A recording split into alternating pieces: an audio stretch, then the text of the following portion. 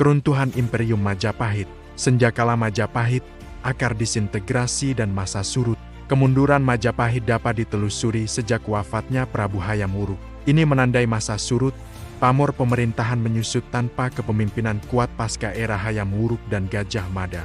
Kematian Gajah Mada meninggalkan kekosongan birokrasi, tidak terisi efektif oleh penggantinya, Gajah Enggon. Gajah Enggon berupaya, namun kompetensinya tak sebanding.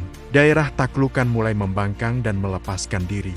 Faktor destruktif utama adalah krisis sukses yang melahirkan Perang Paregreg. Konflik saudara ini melibatkan Wikramawardhana dari Istana Barat dan Brewirabhumi dari Istana Timur.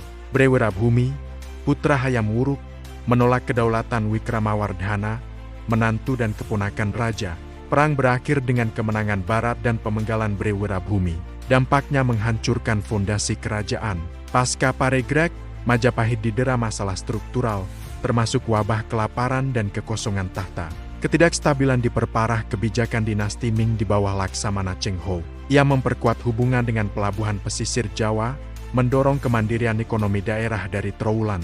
Tahun 1478 adalah titik terpenting dalam historiografi keruntuhan Majapahit. Diabadikan dalam Candra Sengkala Sirna Ilang Kertaning Bumi, merujuk pada tahun Saka. Secara tradisional, angka tahun ini sering dianggap sebagai tahun kehancuran Majapahit oleh serangan Demak. Namun, analisis kritis mengungkapkan realitas politik yang lebih kompleks. Aktor utama dalam peristiwa 1478 bukanlah Raden Patah, melainkan Prabu Girindrawardhana Dyah Ranawijaya dari Daha. Girindrawardhana melancarkan serangan besar-besaran terhadap Trowulan untuk menggulingkan Bray-Kertabhumi.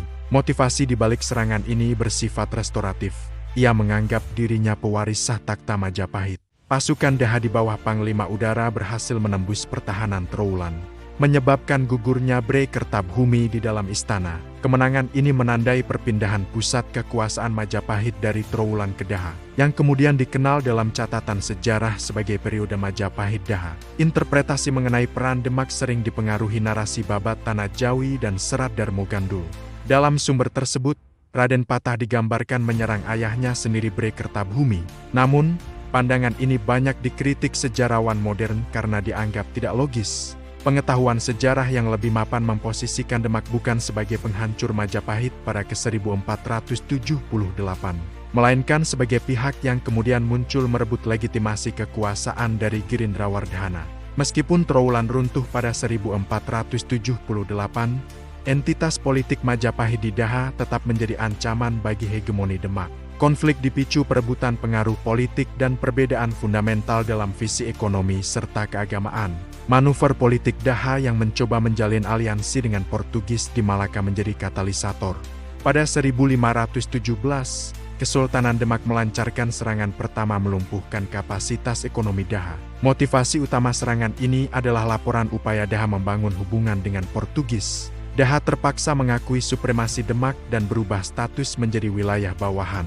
Konflik mencapai puncaknya dalam serangkaian pertempuran yang dikenal sebagai Perang Sudarma-Wisuta.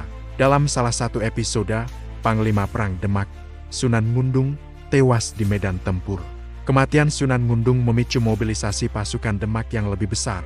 Jabatan Senapati beralih kepada putra Sunan Ngundung, yaitu Sunan Kudus, ahli strategi militer yang tangguh. Pada 1527, di bawah kepemimpinan Sultan Trenggana, pasukan gabungan dikerahkan menghapuskan sisa-sisa Majapahit Daha. Faktor pemicu final adalah berulangnya pengkhianatan Daha yang terus menjalin komunikasi dengan Portugis. Pasukan Demak yang dipimpin Sunan Kudus berhasil mengepung dan menghancurkan benteng pertahanan Daha. Prabu Udara, penguasa terakhir, gugur dalam pertempuran, menandai berakhirnya entitas politik Majapahit. Kekalahan Majapahit Daha disebabkan oleh beberapa faktor kritis.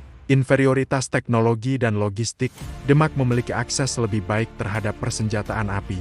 Fragmentasi dukungan lokal, banyak bupati dan bangsawan daerah beralih kesetiaan kepada Demak. Krisis otoritas spiritual, Wali Songo berhasil melakukan counter hegemony yang efektif, memposisikan Demak sebagai pelaksana amanah spiritual baru yang lebih sesuai dengan dinamika zaman.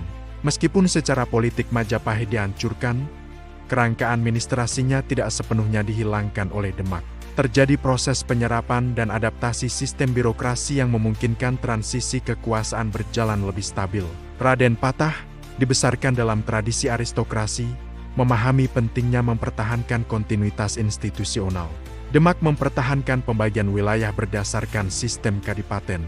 Penggunaan bahasa Jawa Kuna dan aksara Jawa tetap dilanjutkan sebagai media komunikasi resmi dan sastra. Sistem peradilan mulai mengintegrasikan ilmu fikih, namun tidak mengabaikan hukum adat. Masjid Agung Demak sendiri menggunakan elemen arsitektur tajuk yang berakar dari bentuk bangunan suci Hindu-Buddha, menunjukkan upaya harmonisasi antara nilai baru dengan estetika lama.